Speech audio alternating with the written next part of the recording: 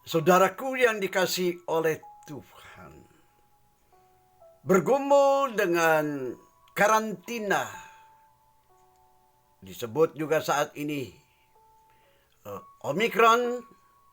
Tentunya saya yang lahir di Cimahi, Jawa Barat, saat ini memang akan mendasarkan kepada 1 Timotius pasal 2 ayat 1 sampai 3.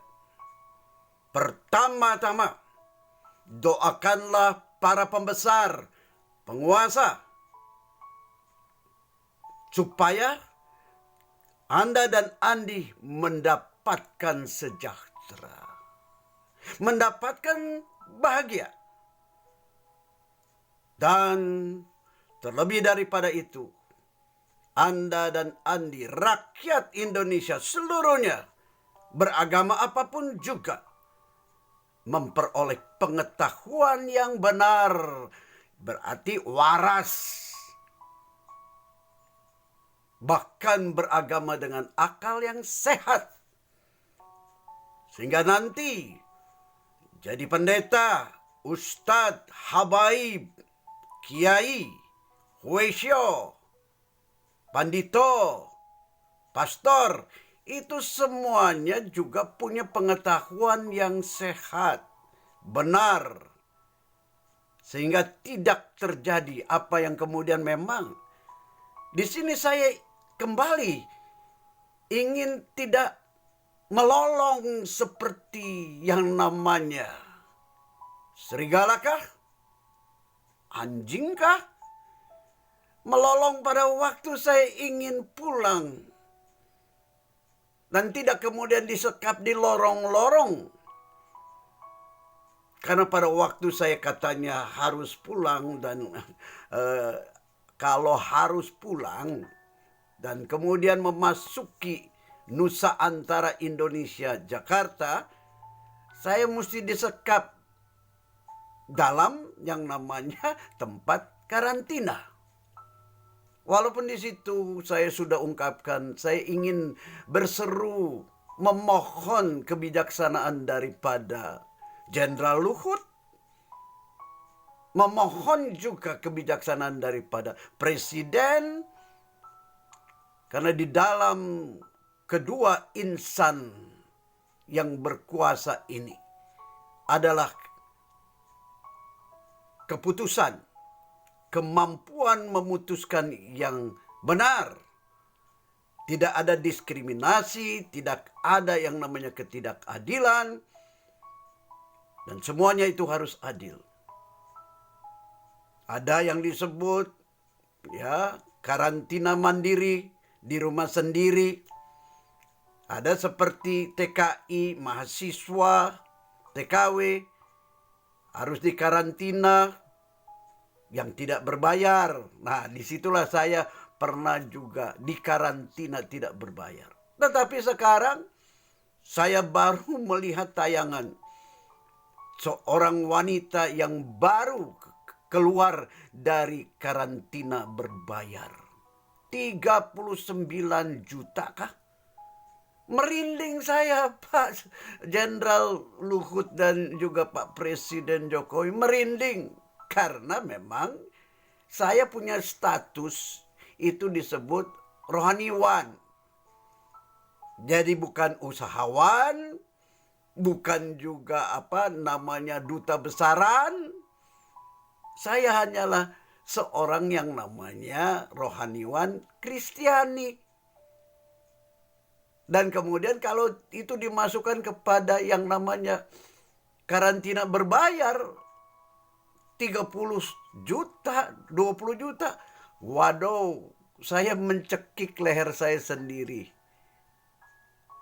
Saya tetap saat ini harus terbuka juga. Adalah rohaniwan Kristiani yang tidak mendapatkan yang namanya gaji, tetapi dari hasil apa yang dikumpulkan di dalam kotak persembahan, kantong persembahan itu, itulah saya hidup. Jadi tetap saya mempunyai apa yang disebut jati diri yang tidak kemudian saya nyatakan secara rendah. Tetapi dengan rendah hati saya ungkapkan, biarlah kiranya Pak Luhut, Jenderal, lalu Pak Presiden, penguasa tertinggi, itu boleh saat ini saya umumkan memang melalui YouTube, supaya kemudian rohaniwan segala agama itu tetap dikarantina sebagai teladan. Tidak perlu dilepaskan menjadi mandiri di rumah sendiri. Lah, malah nanti pacaran dia sama jemaatnya, umatnya. Sedih saya untuk mengungkapkannya, Pak Jokowi. Memang saya akan tetap pulang justru ke tempat di mana di saat ini disebutkan adalah tempat yang tiada kebahagiaan. Tiada kebahagiaan, Banten. Di mana saya memang tetap menjeritkan selamatkan Kali Cisadane sampai ke Tanjung Burung sana, di mana saya bertemu dengan pejuang mangrove yang disebut Kang Guntur. Sehingga saya juga belajar untuk bagaimana mengusahakan penyelamatan kali-kali di Nusantara. Bukan kepada pendeta. Saya belajarnya kepada yang namanya pendekar Kali Pesanggerahan, Haji Khairuddin. Itulah jati diri saya. Wahai Bapak Jenderal Luhut, wahai Bapak Presiden Jokowi yang kucintai dan kukagumi. Anti korupsi, hidup sederhana. Dan memang saat ini tentu banyak susahnya, dirongrong oleh kadal-kadal gurun itu. Biarlah saat ini saya membagikan sedikit mengapa saya ingin balik ke Indonesia. Dalam waktu itu kemudian saat ini justru diperkuat. Karena saya selalu pergi ke daerah yang disebut tidak berbahagia itu. Banten. Pergi sampai Cimau.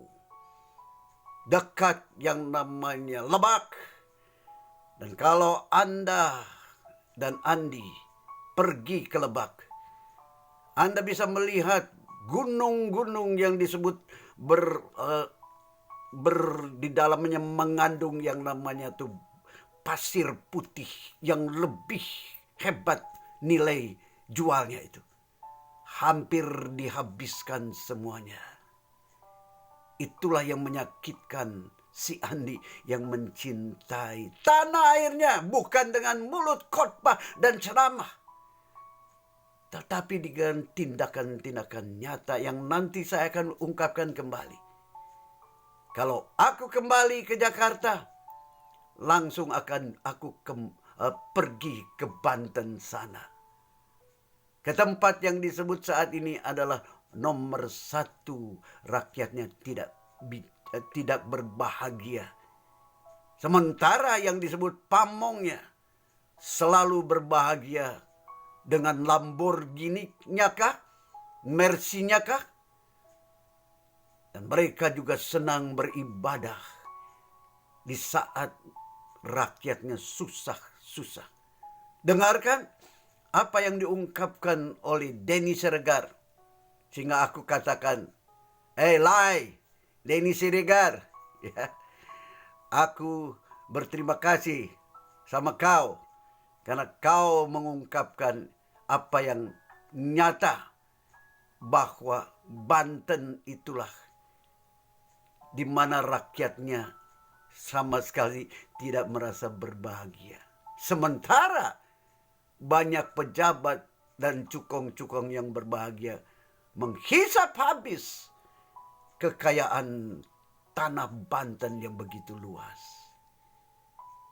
Tetapi pada akhirnya Anda dan Andi diajak, doakanlah para pembesar, para penguasa, agar Anda dan Andi dan rakyat Nusantara hidup sejahtera, bahagia, sentosa, dengan akal budi yang waras. Biarlah saat ini Anda dengan Andi boleh juga mengikuti apa yang saya ingin bagikan kepada Anda melalui Denny Siregar. Di Pulau Jawa itu kurang bahagia. Coba kita lihat, provinsi paling tidak bahagia menurut BPS dan mempunyai skor paling rendah adalah Banten. Bahkan warga Papua lebih bahagia sedikit daripada warga Banten karena mereka ada di urutan ketiga dari bawah. Heran ya, kenapa warga Papua lebih bahagia daripada warga Banten? Padahal kalau dibandingkan fasilitas mereka, jelas warga Banten menang jauh di atas Papua. Tapi mungkin ukuran kebahagiaan warga Papua adalah karena mereka sudah pada taraf ikhlas. Ikhlas karena sejak zaman Orde Baru daerah mereka nggak dibangun-bangun sama Soeharto, malah dikorek mulu. Dan sekarang warga Papua mulai melihat titik terang ketika Jokowi jadi presiden karena jalan raya sudah jadi di mana-mana. Akhirnya mereka jadi bahagia mengalahkan warga Banten. Nah, yang aneh lagi, warga Jawa Barat ada di urutan kelima, provinsi paling tidak bahagia. Ini juga aneh kalau melihat gubernurnya Ridwan Kamil yang rajin posting di IG dengan senyum lebar dan ceria, juga selalu mengumbar kasih sayang dan rasa cinta kepada istrinya. Saya kira kalau udah posting di IG dengan gaya bahagia itu, warganya juga bahagia. Ternyata enggak. Warga Jabar ternyata banyak yang enggak bahagia. Saya nggak mau suudon ya.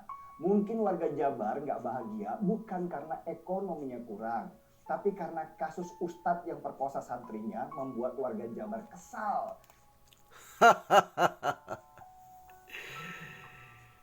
Rohaniwan segala agama saat ini menerima aibnya kah? Menerima dipermalukan secara terbuka.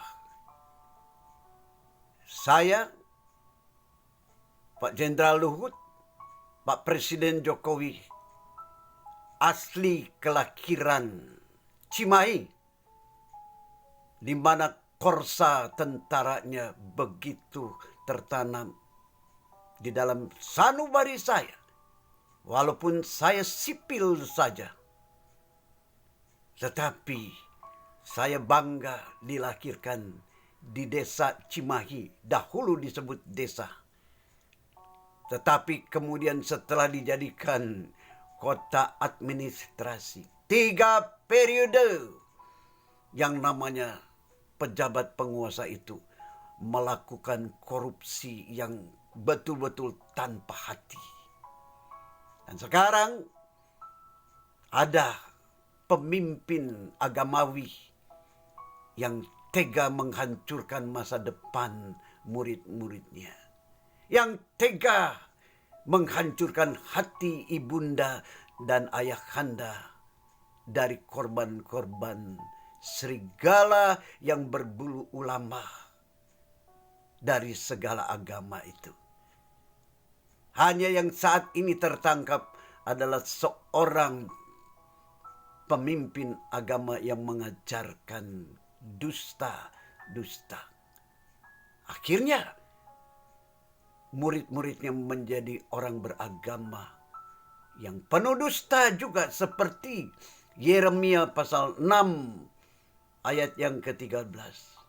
Dari yang kecil sampai yang tua, yang kemudian saya katakan tua bangka, senang mencari untung. Bahkan saat ini juga bukankah diungkapkan di dalam zaman COVID Omikron ini, bisa saja penguasa itu mencari untung. Dan pada akhirnya itu menjadi kuat karena yang namanya pemimpin rohani, ulama segala agama itu justru yang mengajarkan dusta-dusta. Sehingga rakyat, pejabat, konglomerat sudah ketagihan untuk selalu berdusta. Maka kan saya akhiri, Bapak Jenderal Luhut yang pernah sekolah di Bandung, umurnya hanya 1 tahun lebih tua daripada saya, si Andi, kelahiran Cimahi, memohon juga kepada Bapak Presiden supaya rohaniwan itu dimasukkan ya, golongan yang disebut karantina, baik itu 14 hari, 10 hari, tak berbayar. Supaya saya sejahtera. Dan kemudian pergi ke Banten sana untuk mencintai bangsaku, sesamaku yang disebut tidak berbahagia. Paling tidak berbahagia. Di saat yang namanya hiruk pikuk, bersembayang dan menyembah Allah yang Maha Cinta, itu dipertanyakan karena warga tidak berbahagia.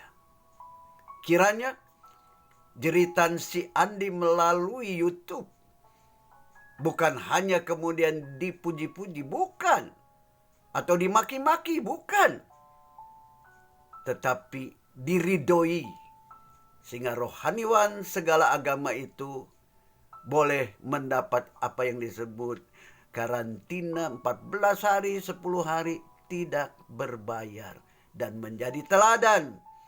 Bahkan bukan teladan saja, menjadi garam dan terang dunia di tempat karantina itu. Seperti yang mungkin saya juga mau ungkapkan, di karantina Wisma Atlet itu, saya mencoba berinteraksi dengan asongan, tukang asongannya, yang betul-betul kalau saya perhatikan adalah seperti domba yang tidak bergembala. Matius pasal 9 yang menyatakan berapa jauh sang putra yang turun dari surga mulia itu melihat sesamanya, Anda dan Andi, bagaikan domba-domba yang diterlantarkan oleh serigala-serigala yang berbulu ulama segala agama. Mari kita doakan agar para pembesar itu menjadi wakil Allah yang mendatangkan sejahtera bahagia. Amin.